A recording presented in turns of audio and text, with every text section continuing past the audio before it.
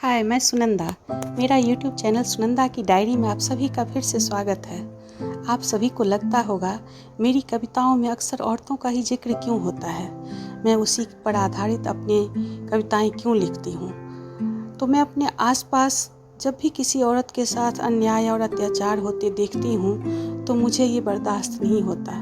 कहीं ना कहीं मेरे अंदर भी वो सब छुपा होता है, तो मैं बहुत ज़्यादा इस बात से दुखी होती हूँ। इसलिए मैं उसे अपने शब्दों में ढालती हूँ और उसे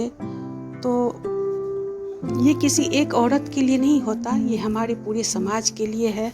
मैं नहीं कहती कि सभी औरतें एक जैसी होती हैं, सबके साथ ऐसा होता हो, लेकिन अधिकतर गांव में अधिकतर औरतों के साथ ऐसा होता आया है। इसलिए मैं उनके दुखों को महसूस कर उस पर अपनी कविताओं को ढालती हूँ। तो मेरी आज की कविता का शीर्षक है नारी का जीवन सरल नहीं।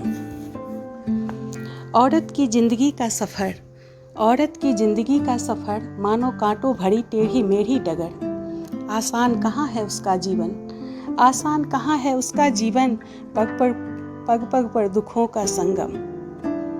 आसान कहाँ है उसका जीवन, पग पग पर दुखों का संगम। पहले बचपन का जीना, बेटी के नाम पर तिरस्कृत होना। पहले बचपन का जीना, बेटी के नाम पर तिरस्कृत होना। सबके प्यार को तरसती हर एक का मुख निरखती, सबके प्यार को तरसती हर एक का मुख निरखती।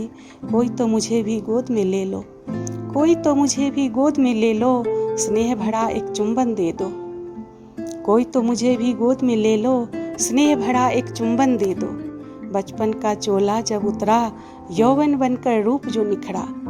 बचपन का चोला जब उतरा, यौवन बनकर रूप जो निखरा। बंदिशों की भरमार हुई, भरतसनाओं से कुम्हलाया चेहरा। यौवन बनकर रूप जो निखरा, बंदिशों की भरमार हुई, भरतसनाओं से कुम्हलाया उसका चेहरा।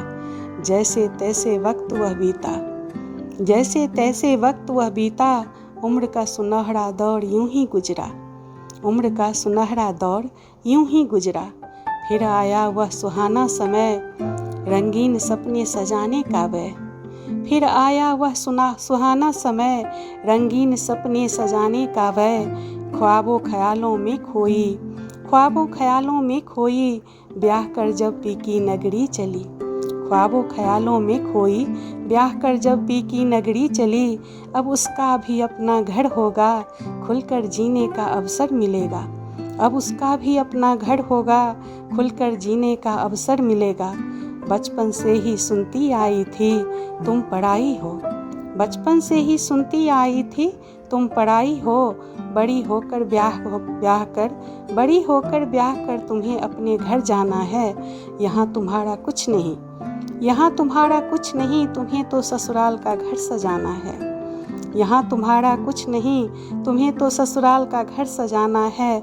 यहाँ आकर नारी फिर से कुचली गई, अपने अस्तित्व की तलाश में बार बार अग्नि परीक्षा देती रही। यहाँ आकर नारी फिर से कुचली गई, अपने अस्तित्व की तलाश में बार बार अग्नि परीक्षा देती रही। कभी निपुण बहू ना होने का ताना, कभी बेटी जनने की अवहेलना।